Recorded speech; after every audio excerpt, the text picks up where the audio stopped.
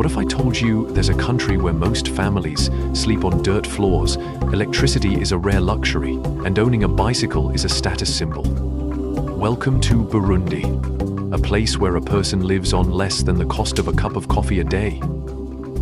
Did you know this landlocked nation has been ranked as the poorest country in the world for over 6 decades? Here, a hoe is the key to marriage, bananas are turned into beer, and most interestingly, women can carry just about anything on their heads. Stay with us as we reveal the astonishing realities of life in this small but extraordinary nation. You won't believe what you'll discover. A world where the concept of home is stripped down to just walls made from straw and natural materials, offering little protection from the elements. This is everyday life for most families in Burundi, where modern comforts are not just rare, but almost non-existent.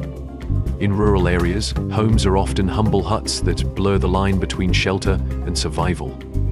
The idea of a bed is a luxury here. Many families, sometimes as large as 10 members, share the hard, cold floor as their only resting place after exhausting days in the fields. But the struggle doesn't end there.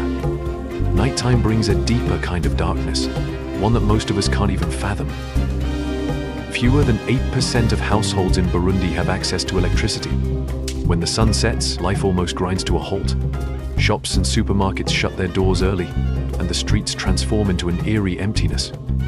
Imagine walking outside under a canopy of stars, the only light guiding your way.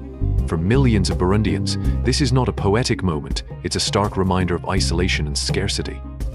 Did you know that in Burundi, the average person lives on less than the cost of a cup of coffee a day? Before revealing the reason, don't forget to take 5 seconds to subscribe and turn on notifications. With all our hearts, we thank you for your support. We promise to deliver more quality content to you.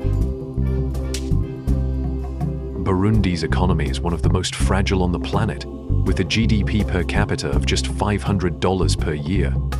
This equates to roughly $1.20 a day, an amount that barely covers even the most basic needs. For many, survival itself is a daily challenge. Malnutrition affects an alarming 70% of the population, leaving entire families without access to nutritious food. Hunger is a constant companion, contributing to an average life expectancy of only 50 years. Burundi has held the unenviable title of the poorest country in the world for more than 6 decades, according to reports from organizations like the World Bank and the International Monetary Fund.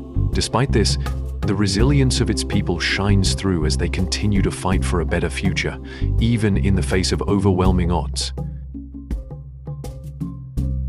It sounds like a joke, but in Burundi, the bicycle is more than a means of transport, it's a symbol of wealth and status. While many people around the world take cars, buses, or trains for granted, most Burundians rely on their own 2 feet to get around.